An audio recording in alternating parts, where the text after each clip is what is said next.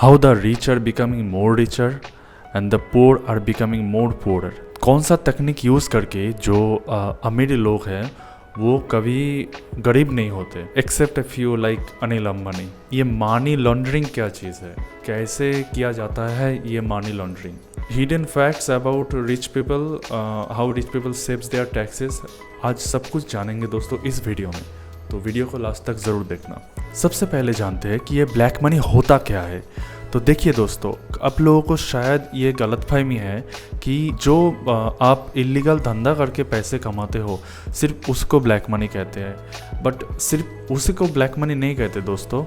जो आप मान लो कि आप लीगल धंधा करके कमाए हो बट उसमें आप टैक्स पे नहीं किए तो उसको भी हम ब्लैक मनी कहते हैं। देखिए इंडियाज़ में लॉज है, अगर आप 5 LPA तक यानी कि सालों के अगर आप 5 लाख तक अगर आपका कमाई है तो आपको इसमें टैक्स पे करना नहीं पड़ेगा। 2023-24 टैक्स रेजिमे के चलते अगर आप 6 लाख प्रति साल कमाते हो तो आप आते हो 5% टैक्स रेजिमे के अंदर। और इसके ऊपर डिफरेंट स्लैब्स है, जैसे कि अगर आप 6 लाख तक देखोगे तो जैसे कि मैंने पहले बोला कि 5 लाख तक अगर आपकी कमाई है तो गवर्नमेंट के द्वारा आपका जितना पैसा टैक्स के चलते लिया जाते हैं वो पूरा पैसा आपको रीइम्बर्सेबल होता है, यानी कि आपको पैसा लौटा दिया जाता है अप टू 5 LPA।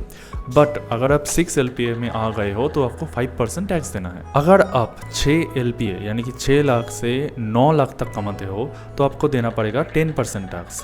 अगर 9 से 12 तक को आपका कमाई है तो आपको देना पड़ेगा 15%, और अगर 12 से 15 तक आपका कमाई है तो आपको देना पड़ेगा 20%। And if you are earning about 15 lakhs तो आपको 30% टैक्स देना पड़ेगा। अब GST है अलग से जो कि है 18%। कुछ बैंक का चार्जेस भी होता है 2%, चलिए उसका मान लेते हैं। अगर आपकी कमाई 15 लाख से ऊपर है तो आपको टैक्स भरना पड़ेगा लगभग 50%। तो जो आदमी करोड़ों में पैसा छापता है उनका आधे कमाई सरकार बस टैक्स पे नाम पे ही लेके जाएगा।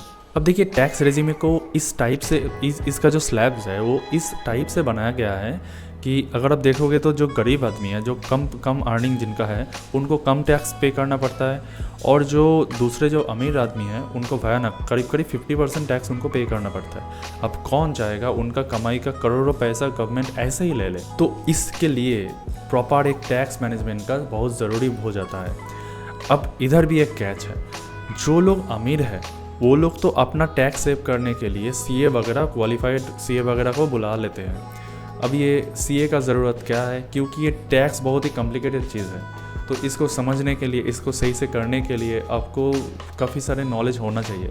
सबके पास तो ये होता नहीं है। एक स्पेशलाइज्ड कोर्स है CA, तो उन लोगों को हायर किया जाता है। अब जो बड़े आदमी हैं वो लोग तो ये CA को हायर कर सकते हैं, जो गरीब आदमी हैं वो लोग इनको हायर नहीं कर पाते हैं, तो इनको पूरा ही टैक्स उनको पे करना पड़ता है। बट जो अमीर आदमी है वो CA को हायर करके जो टैक्स के लूप होल्स है उन लूप होल्स में से वो अपना सही से टैक्स थोड़ा बहुत बचा लेता है।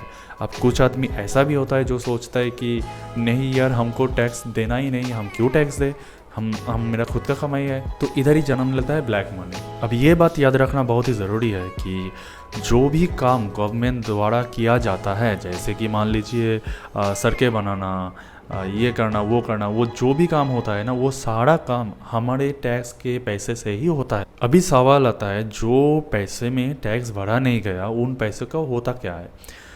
अब शायद स्विस बैंक के नाम सुने ही होंगे, तो इसमें अगर आप पैसा रखोगे तो स्विस गवर्नमेंट जो है उनके तरफ से आपको बहुत ही स्पेशल कुछ सुविधा मिलता है। जैसे कि मान लीजिए अगर इंडियन गवर्नमेंट जाके बोलता है स्विस गवर्नमेंट को कि हमको ये जो आदमी है इस आदमी का डिटेल्स हमको चाहिए कि इनका कहाँ पे कितना पैसा है, हमको सारा अकाउंट डिटेल्स सब दिखाइए, तो वो स्विस गवर्नमेंट इंडियन गवर्नमेंट को ये डिटेल्स नहीं देगा। इस टाइप का जो कंट्रीज़ है तो इनको कहा जाता है टैक्स हेवन। ब्रिटेन भी ऐसा ही एक टैक्स हेवन कंपनी है जहाँ पे एक रूल ऐसा है कि आप कितना भी क्राइम कर लो, कितना बड़ा भी आप क्राइम कर लो, अगर आप ब्रिटेन में आके उधर इन्वेस्ट करते हो तो आपको एक ग्रीन कार्ड जैसा मिलता है, जिसके चलते आपको कोई उधर आपके ऊपर कोई कार्रवाई नहीं चलेगा, आपको उधर कोई तंग नहीं करेगा अगर आप उधर जाके इन्वेस्ट करते हो। तो इसी के चलते ही तो ये विजय माल्या जैसे लोग बाहर जाके ब्रिटेन वगैरह इधर जाके उधर का प्रॉपर्टी खरीद लेता है।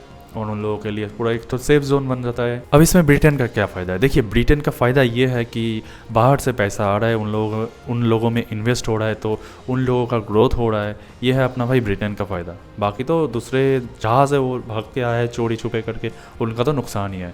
अब अमीर लोग अब ये क्या करते हैं, तो अमीर लोग चोरी छुपे जैसे कि जहाज़ों में पैसा ये करके स्मगलिंग वगैरह ये सब करके वो पैसे को फॉरेन कंट्री में भेजता है।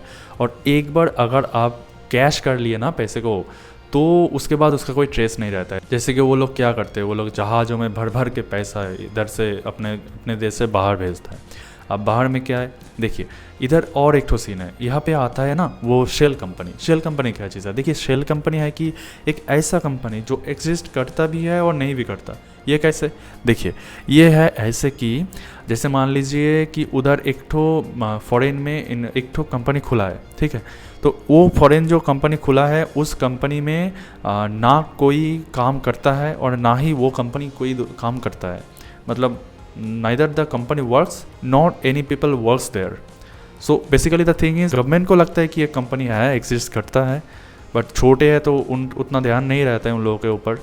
अब ये कंपनी अपने नाम पे प्रॉपर्टीज़ खरीदता है, लग्जरी आइटम्स जैसे कि प्लेन, जहाज ये वगैरह, याच वगैरह ये सब खरीदता है। अब ये कैसे खरीदता है? जो इधर बैठे बाहर बैठे जो फॉरेन इन्वेस्टर्स है वो अपना ब्लैक मनी उधर इन्वेस्ट करता है। क्यों इन्वेस्ट करता है? क्योंकि देखिए, अगर ब्लैक मनी अब अगर आप पैसे को फॉरेन इन्वेस्टर के तौर पे अगर इन्वेस्ट करते हो तो उनमें लगभग ना के बराबर टैक्स लगते हैं।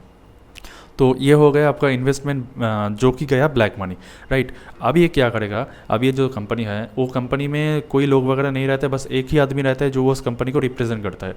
एक दिन आप मान लीजिए वो आएगा, आके बोलेगा कि देखिए ये कंपनी मेरा बैंक फेल हो गया, ये कंपनी डूब गया, अब इनका जो एसेट्स है हम उसको लिक्विडिफाई करेंगे। तो अभी उनका जो एसेट्स है वो क्या है? तो प्रॉपर्टीज़। तो उस प्रॉपर्टीज़ किसके नाम पे जाएगा? जो उनका इन्वेस्टर्स है उनके नाम पे जाएगा, और ऐसे ही एक ब्लैक मनी वाइट मनी बन जाता है। 2021 में दोस्तों पेंडोरा पेपर लीक हुआ था। पेंडोरा पेपर पेंडोरा जो नाम है ना, ये मिस्टीरियस बॉक्स है जो गीक माइथोलॉजी में है। अगर उस बॉक्स को आप खोलोगे तो तबाही मचेगा। तो ये जो पेंडोरा पेपर जो लीक हुआ था, उधर बहुत बड़े बड़े सेलिब्रिटीज़ एंड बहुत बड़े बड़े नेता मंत्रियों के नाम भी था जो कि ब्लैक मनी इन्वेस्टिंग में एक्टिवली शामिल थे। इनमें व्लादिमीर पुतिन जैसे नाम भी है और सचिन तेंदुलकर जैसे नाम भी है। अब देखने वाला बात यह है कि इसको अगर सही किया जाता है तो वो कैसे? ये मामला एक्चुअली इंटरनेशनल है, क्योंकि नेशनल में आप टैक्स सेव करने के लिए इंटरनेशनल में आप पैसा भेज रहे हो। तो जब तक इंटरनेशनली ये एक तो प्रॉपर स्कीम या कुछ ऐसा कुछ नहीं बनेगा, फ़िलहाल तो ये कोई और उपाय नहीं है। अगर इंटरनेशनली सब कोई सोचता है कि ऐसा कुछ कर सकते हैं हम सबके भलाई के लिए, तो ही कुछ हो सकता है, वरना इसका तो नेगेटिव असर ही हम लोगों जैसे लोअर मिडिल क्लास जैसे लोगों में पड़ता है। आज के वीडियो के लिए इतना ही दोस्तों। वीडियो अच्छे लगे तो प्लीज़ एक लाइक कर देना, एंड थैंक्स फॉर वॉचिंग।